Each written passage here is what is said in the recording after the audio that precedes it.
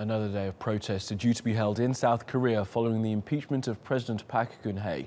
Tens of thousands of people are expected to attend rallies both in support of Park and against her. These are live pictures from central Seoul at the moment as those protests get underway for yet another day. Now, on Friday, the Constitutional Court upheld a motion to remove Park from office following a corruption scandal involving her close friend.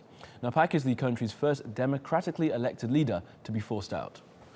Well, now that she's out of office, she loses her presidential immunity and could face prosecution. Joseph Kim has more.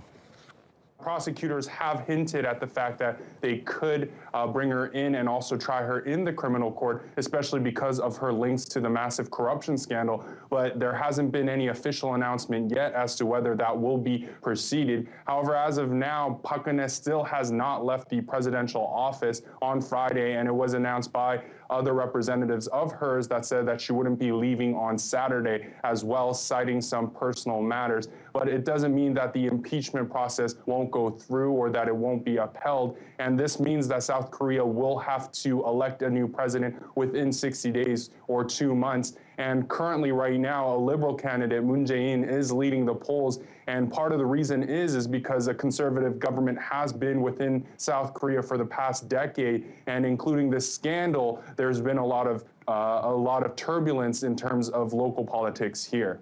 I mean, how could the man you say leading the race change South Korean politics? Because, of course, the links between South Korean politics and business are quite deeply entrenched, aren't they?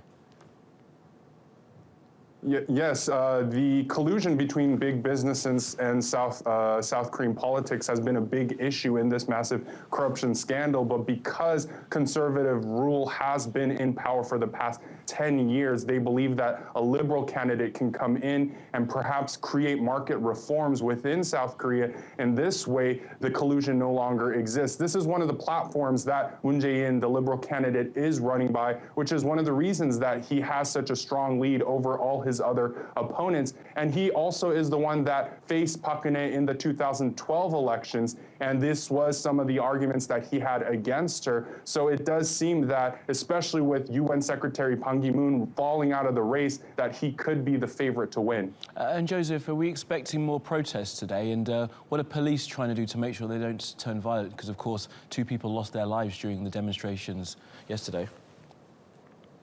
Yeah, I talked with police authorities and they confirmed that 2 died during the protest yesterday, and South Korean media reported today that another had died overnight due to the injuries that he sustained during those violent protests. And just walking around the streets this morning, there were still protests from the pro-Park faction that was against the impeachment, fighting with police officers.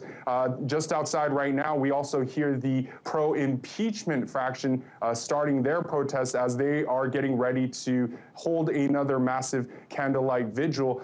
The Seoul police chief, however, has said that he hopes that protesters will remain calm and peaceful, and it does look as though the police has deployed more forces in order to try to maintain the peace and security within Seoul.